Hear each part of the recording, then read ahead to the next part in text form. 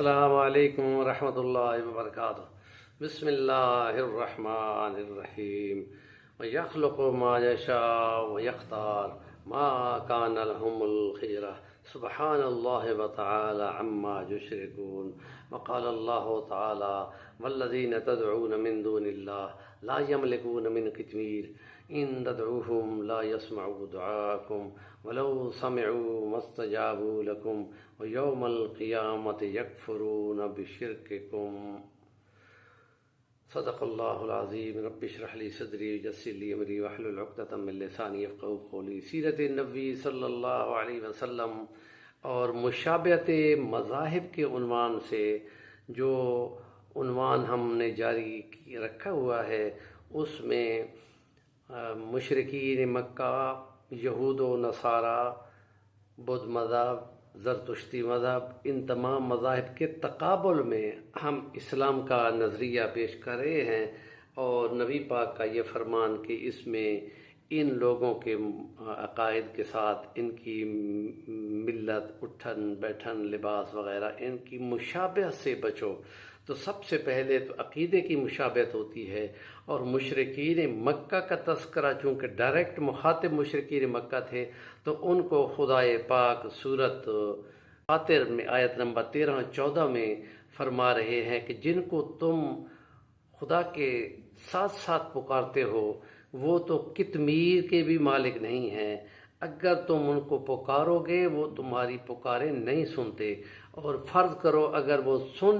بھی لیں تو ان کو استجابت اور قبولیت کی طاقت نہیں ہے، اور جب محشر کا میدان قیامت لگے گی تو وہ تمہارے اس پکار اور قیامت والے دن انکار کریں گے کہ یہ جو تم نے شرک کیا ہے۔ اور سورت قصص کی 68 نمبر آیت میں، جو کہ 20ویں سپارے میں ہے، خدا فرماتا ہے کہ وہی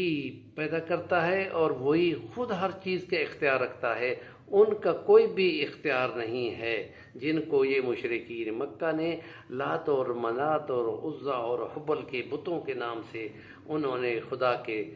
ساتھ اس کے گھر میں 360 کو جمع رکھا تھا، اور فتح مکہ والے دن نبی پاک نے ان کو سب کو صاف کیا تھا، اور حبل کا بت جو انہوں نے کعبے کی چھت پہ لگایا ہوا تھا، اور جنگ احد والے دن انہوں نے ہی نعرے لگائے تھے اعل حبل اعل حبل، کوئی اختیار نہیں ہے، یہ جو تم نے بنائے ہوئے ہیں۔ اور سورت فاطر کی آیت نمبر 13 میں فرمایا کہ لا یملکون من قطمیر۔ حضرت البانی رحمۃ اللہ علیہ نے تفسیر اپنی بلغۃ الحیران فی ربط آیات الفرقان میں فرمایا کہ قطمیر کہتے ہیں کھجور کے اندر جو گٹھلی ہوتی ہے، گٹھلی کے اوپر جو چھلکا ہوتا ہے، اس کے مثال دی ہے کہ کھجور قبر کی مانند ہے، گٹھلی میت کی مانند ہے، اور اوپر قطمیر جو اس کا پتلا چھلکا ہوتا ہے وہ کفن کی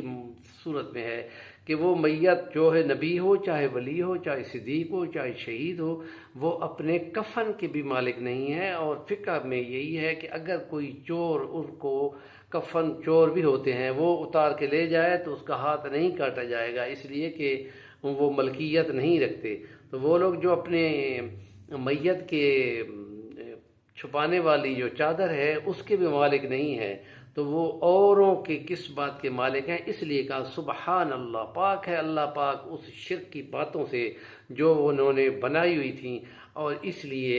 یہ 8ویں صدی کے ملا علی قاری حنفی امام ہیں، وہ گزرے ہیں کہ انہوں نے یہ سوال خود پیدا کیے ہیں، اور پھر ہماری سمجھ کے لیے آسانی پیدا کی، اور 1440 ہجری آج اور 800 ہجری کے وہ امام ہے ملا علی قاری، اور وہ یہ کہتے ہیں کہ اگر کوئی دو نوجوان فیس بک والے جیسے آج کل ہیں ایسے ہی آپس میں انٹریکٹ پہ آئے ہوئے ہوتے ہیں، پہلے تو ممکن نہیں تھا، یہ فیس بک ان کی وجہ سے آن لائن ہو گئے ہیں، تو وہ اگر یہ چاہیں کہ وہ شادی کر لیں تو وہ یہ کہیں گے کہ اللہ گواہ ہے ہماری اس شادی کا، اور ہمارے کندھوں والے فرشتے گواہ ہیں۔ ان کا بات تو ٹھیک ہے، دونوں گواہ تو ہیں، لیکن نکاح اس سے نہیں ہو سکتا۔ پھر وہ خود ہی سوال کرتے ہیں کہ اگر وہ یہ کہیں کہ اللہ گواہ ہے اور ان کے ساتھ ہمارے نبی محمد مصطفیٰ بھی گواہ ہیں اور کندھوں والے فرشتے بھی گواہ ہیں، تو وہ یہ کہتے ہیں ابھی رکو، کہ تم نے اللہ کی ہر جگہ موجود حاضر ناظر ہونے کے ساتھ نبی اکرم کو ساتھ شریک کر لیا ہے، تو اب یہ تم نے شرکت کر لی اور یہ شرک ہو گیا۔ اب بجائے نکاح کے اب تم کافر بن گئے، مشرک بن گئے ہو، اب نئے سرے سے کلمہ پڑھو اور اس کے بعد 2 گواہ کوئی اور ڈھونڈ کے لاؤ تو نکاح ہوگا، ورنہ اس سے نکاح نہیں ہوتا۔ یہ 8ویں صدی کا امام ملا علی قاری یوں فتویٰ لگا رہا ہے کہ شرک کس کو کہتے ہیں کہ ان صفات میں سے اگر کسی کو اس کا شریک بنا لیا جائے تو وہ شرک بن جاتا ہے، اور اس لیے یہ صفات کے تذکرے میں ہیں ان باتوں کو جو مشرکین کیا کرتے تھے، ہم اس کو یوں کر کے بیان کرتے ہیں۔ ہمارے چینل کا نام ہے صفی الوانی، ضرور سبسکرائب کریں، اور اس بارے میں کوئی سوال آپ کا ہوگا تو انشاءاللہ میں اس کا ضرور جواب ارسال کروں گا۔